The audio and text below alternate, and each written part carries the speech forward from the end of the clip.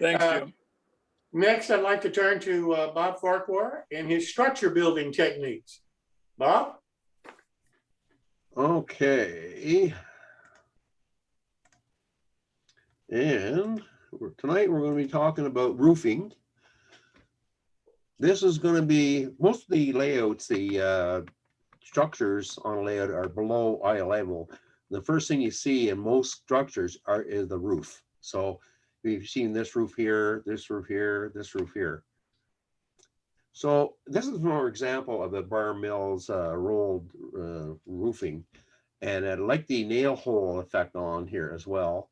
The other thing I did differently here, I painted this coloring with the pan pastels, rust color, just to be different than all the roofs will not look black or green, like all the same colors. So with pen pastels, I didn't bother spraying this with dull coat when it was finished, and I've never had an issue with it. And you know, generally when you got the roof on the building, you don't play with it anymore, you know, so it's not going to be gone off your hand. So attaching this is all peen on stick, that particular one. What I do is for most of my roof is this double-sided 3M makes this number 465, and it's millions and millions of little tiny bubbles of glue. And when you put the tape down, you press it down and it bursts a bunch of the bubbles, and then it sticks to that surface. And you peel the top layer off, and then you can attach your roofing. It's really good for rib seam roofing or corrugated roofing or even tar paper roofing or whatever. It does a really nice job. And you'd lay it on there gently, and then when you press it down, it bursts the bubbles more. After about 15, 20 minutes, it's pretty much permanent. You can move it a little bit if you lay it on there nice and gently before you press it down. This doesn't look that good in here, only because I stuck it down on there as a test thing and peeled off the top, and then the bottom tries to come off as well. But so this is an example of cedar shake shingles here. I paint them, I do my coloring this way, right on the sheet. And then I cut the edges off the sheet and separate the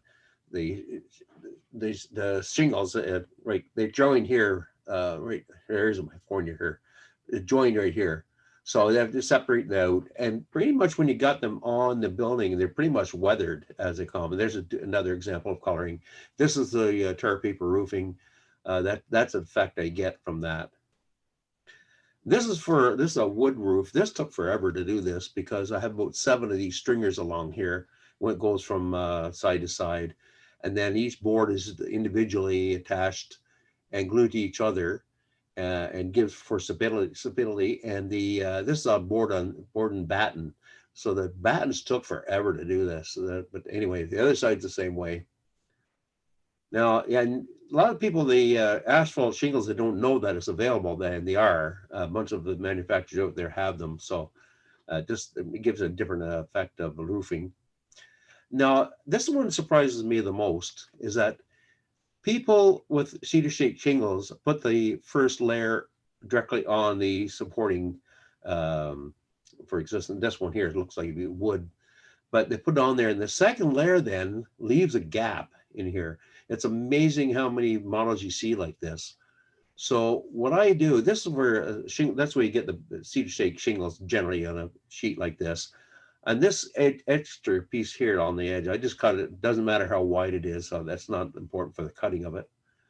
So this is an example here. I glue that strip on here. Then when I put the shingles on, you see there's no gap here at all, neither there. But this one doesn't have it. You can see a gap along through here. If the picture was clear, if you had a better photographer, but okay, it was me. Anyway, there's another example. This is an O-scale structure. You can see this really tight in here. The reason why the shingles are up here is because half of that strip is on this slant and the other half is on the other slant.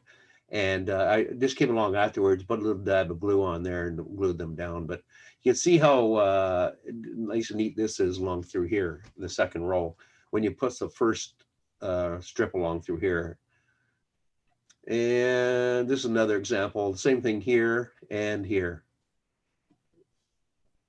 Now, what I use, shown this before, this is like a dried peas or dried beans in a nylon stocking, whatever is sewn up in through here. And I use that for almost all my building, all my roofs, because they takes the shape of the roof and holds it down nicely. This is a suede roof along and through here. And it's very difficult to hold that in place while it's drying. Unless you put this thing on top of it, it works really, really well. I'm going to mention this one again. This is a glue do not get. And it really holds this rib seam roofing really well, but it's once it hits air, it expands like crazy. And matter of fact, you can't see it here, but this has been raised up by the glue, so don't get it.